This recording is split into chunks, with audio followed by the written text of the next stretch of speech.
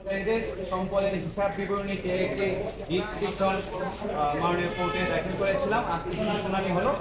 শুনানি মধ্যে মাননীয় আদালত যে সম্পত্তির হিসাব দিতে কেন নির্দেশ দেওয়া হবে না সেই মর্মে একটি রুল দিয়েছিলেন এবং কেন এটা প্রপার রেজিস্ট্রেশন করা হবে না এবং এইসব বিষয়ে যে সম্পত্তির হিসাব কেন ডিজিটাল রেকর্ড রাখা হবে না এর উপরে রুল দিয়েছে।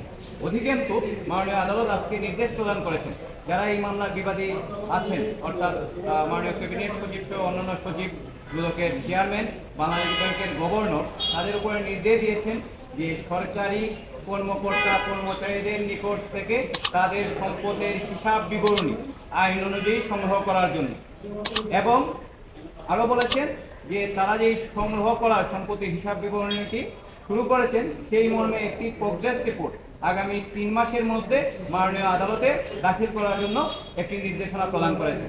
আমরা কোর্টে যেটি বলেছি যে আমাদের যারা মাননীয় মেম্বার অফ পার্লামেন্ট আছে তাদেরকে তো আমরা কোনো বেতন দিই না, তারপরেও নির্বাচনে অংশগ্রহণ করার জন্য মাননীয় মেম্বার অফ পার্লামেন্টদেরকে তাদের সম্পদের হিসাব বিবরণী দাখিল করতে হয়, তাদের আয়কর রিটার্ন দাখিল করতে হয়। হয় যেখানে আমরা সরকারি চাকরিজীবীদেরকে আমরা যাদেরকে বেতন দিই আমাদের রাজস্বের যেখানে 43% তাদের পিছনে যায়, তারা কেন সম্পদের হিসাব বিবরণী দিবেন না? আমাদের সমস্ত শুনানি শেষে সরকারের শুনানি শেষে এবং অ্যান্টি কারাপশন কমিশনের শুনানি শেষে মাননীয় আদালত আজ এই আদেশটি প্রদান করে। দুদকের প্রতি কোনো আদেশ আছে কিনা?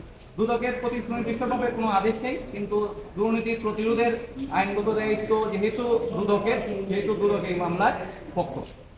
দুদকের বিষয়ে কোর্ট কিছু কথা বলেছে, যে কোর্ট কি বলেছে? কোর্ট বলেছে যে দুর্নীতি মুক্ত করার বিষয়ে কোর্ট বলেছে যে দুর্নীতি মুক্ত করার যে সংগ্রামটা আমাদের জাতির পিতা বঙ্গবন্ধু শেখ মুজিবুর রহমান যেটি শুরু করেছিলেন সেটি আমাদেরকে চালিয়ে নিতে হবে এবং দুর্নীতির বিরুদ্ধে এই সংগ্রামটা কোর্ট এবং সাধারণ জনগণ এবং সরকারের অন্যান্য যেসব প্রতিষ্ঠান আছে পার্লামেন্ট সহ সবাইকে একসাথে এই সংগ্রামটা করতে হবে, তাহলে দুর্নীতি দূর করা যাবে, আদারওয়াইজ করা যাবে। আর উনি বলেছেন যে দুর্নীতি এবং অর্থ পাচার উন্নয়ন সুশাসনের অন্তর, এটা কি বলেছেন একটু বলবেন?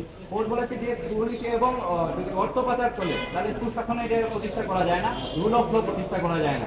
এই জন্য দুর্নীতির বিরুদ্ধে যে কোর্টের যে কমিটমেন্ট সেটি সবসময় আছে এবং কোর্ট দুর্নীতির বিরুদ্ধে জিরো টলারেন্স অবস্থান অলওয়েজ আমাদের কোর্টে রয়েছে। আপনার দুইটা অপশন ছিল আপনার দিকে, যে একটা হচ্ছে সম্পত্তি বিবরণী দাখিল, একটা হচ্ছে প্রকাশ, ওয়েবসাইটে প্রকাশের বিষয়ে আপনার আলাদা কিছু বলেন? প্রকাশের ব্যাপারে বলেছে যে কেন প্রকাশ করা হবে না সেটার উপরে রুল রয়েছে, যে কেন এগুলো ডিজিটাল রেকর্ডে ওয়েবসাইটে প্রকাশ করা হবে না সেটার উপরে একটি রুল রয়েছে। Thank you.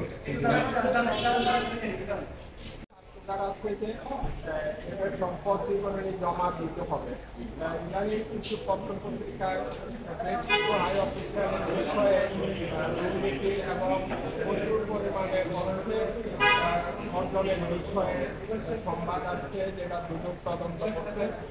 সেই বিষয়ে আমাদের একজন সুপ্রিম কোর্টের আইনজীবী একটি আবেদন করেছে, যেটাতে এটাতে উনি একটা ডাইরেকশন চাইছেন যে আইনটা আছে সম্পদ বিবরণী জমা দেওয়ার বিষয়ে, সে আইনটা যাতে কমপ্লাই হয় এবং এটা জনসমক্ষে ডিসক্লোজ করা হয়। উনি বিদেশি কিছু আইনের কথা বলেছেন, তো বিস্তারিত শুনে এখানে আপনারা কি বলেছেন একটু বলুন। মহামান্য হাইকোর্টের বিচারপতি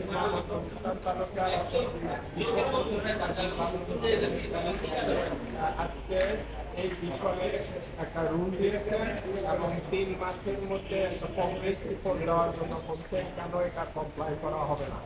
রাষ্ট্রপক্ষ থেকেও বলা উচিত যে আমরা কোর্টে সাবমিশন করেছি, জাতির জনক